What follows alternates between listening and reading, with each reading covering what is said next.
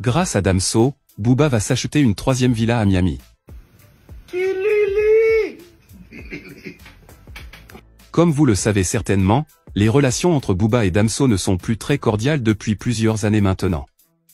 Mais entre les clashs et les affaires, le patron du label des Pirates sait très bien faire la part des choses.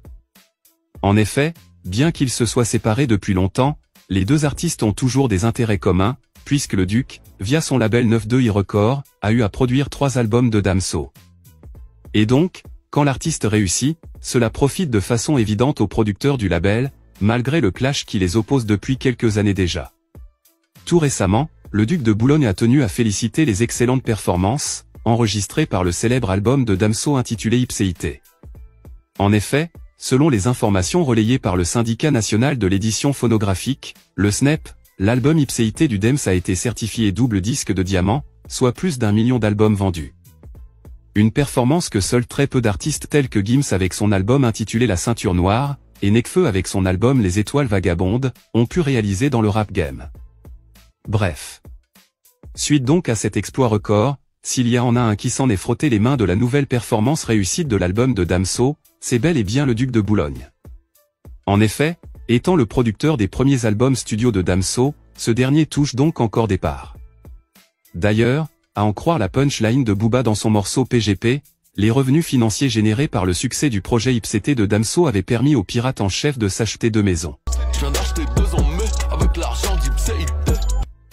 Et vu le nouveau record qu'a fait Ipséité, le patron du 92i va certainement s'offrir une 3e maison, avec l'argent d'Ipséité.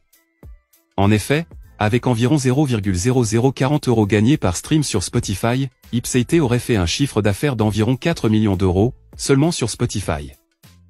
De quoi donner le sourire au producteur du label des Pirates, qui bien que son artiste ait quitté l'écurie du 92i, continue de lui rapporter gros. Sur son compte Instagram, le Duc de Boulogne a publié le fameux article du SNEP, avant de féliciter son ancien artiste.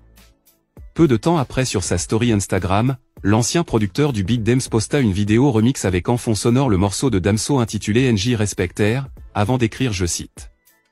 Aucun soutien, sauf celui du 92i. Vie sur lui. Et un peu plus loin sur sa story, le Duc en rajoute une couche de félicitations envers l'ancien soldat du bateau pirate. On peut lire ses propos disant je cite. Ce niveau d'écriture était surhumain. C'est lorsqu'il était atteint d'une maladie rare appelée la damsonite.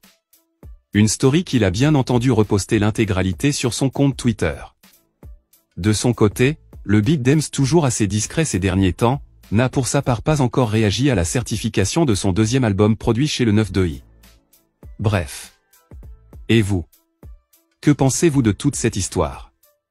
Dites-le moi dans les commentaires, et moi, comme à l'accoutumée, je me ferai un réel plaisir de le lire. C'est tout pour cette vidéo, rendez-vous très prochainement pour d'autres actualités encore et toujours plus croustillantes, d'ici là les amis, portez-vous bien.